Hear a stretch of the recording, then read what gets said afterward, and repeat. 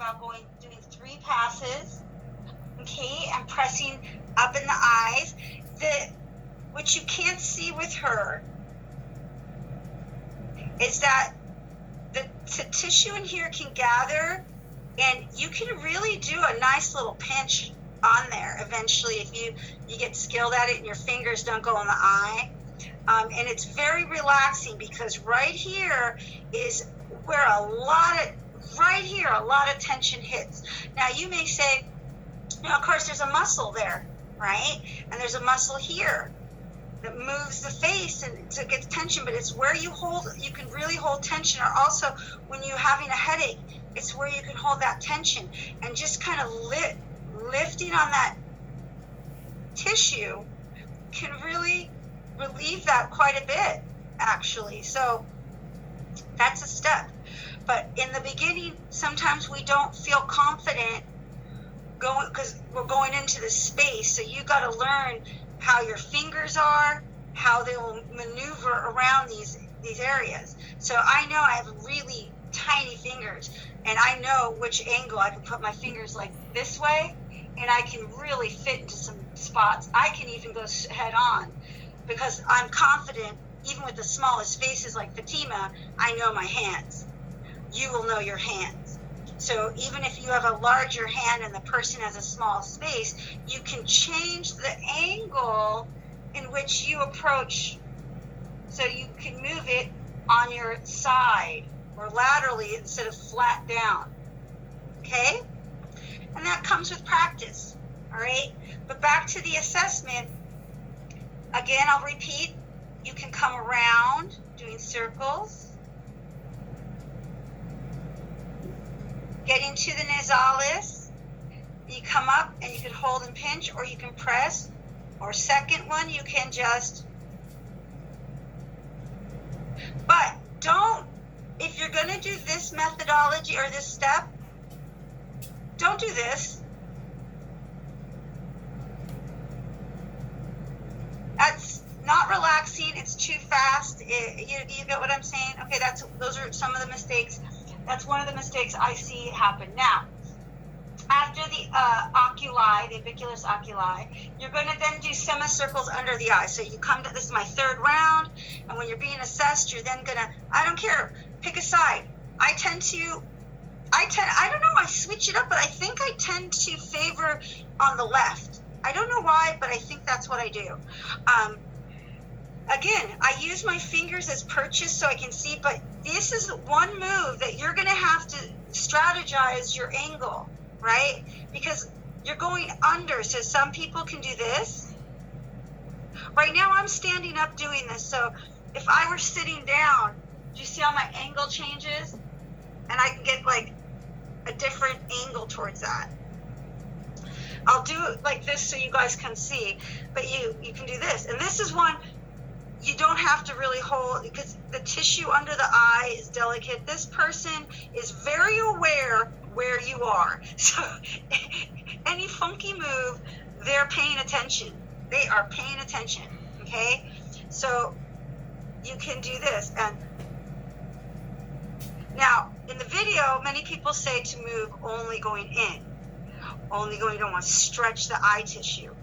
I don't really adhere to that too much, because I'm more doing a windshield wiper or a washing machine. So I am actually not pulling really that way, even though I'm headed that direction or this direction. I'm kind of staying in that kind of washer world. I'm washing or doing semicircles. Okay? But in the video, Miss Linda says to go only this way. I'm not going to contradict her. I'm just saying what I would do. But it's true. Sometimes they don't want you pulling the eye tissue. Okay, so you do 3, not 1, 2, no back and forth, just 3 passes. So 1, 2, 3, right? But again, students tend to be way down on the cheek. Feels great, not the same move. Okay, it feels wonderful. This person, she's not going to know.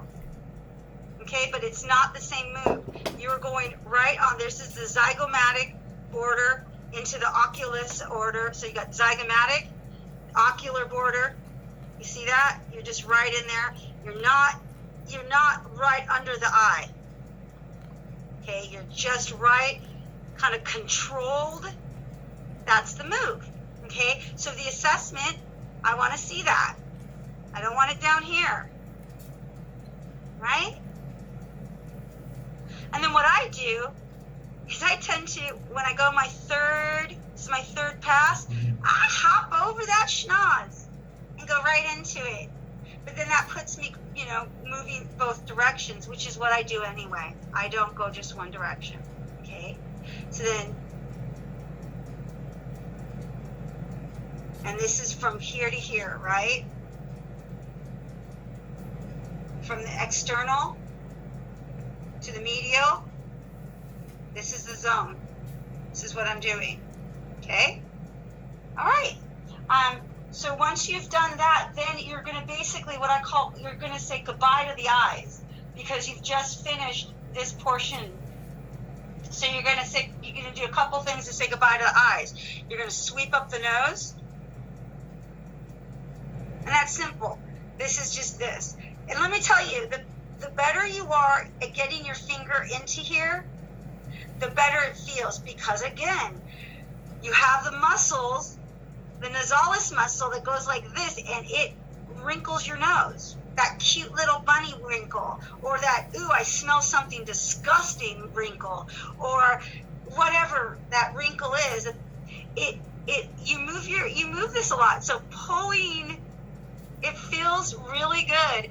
It's something that most people don't ever really do. You can even do it with one hand. I don't, because I'm pretty good at knowing where the nose is, and I just put it. And again, it gives me another chance to go right here. And this is a fissure, right? A fissure.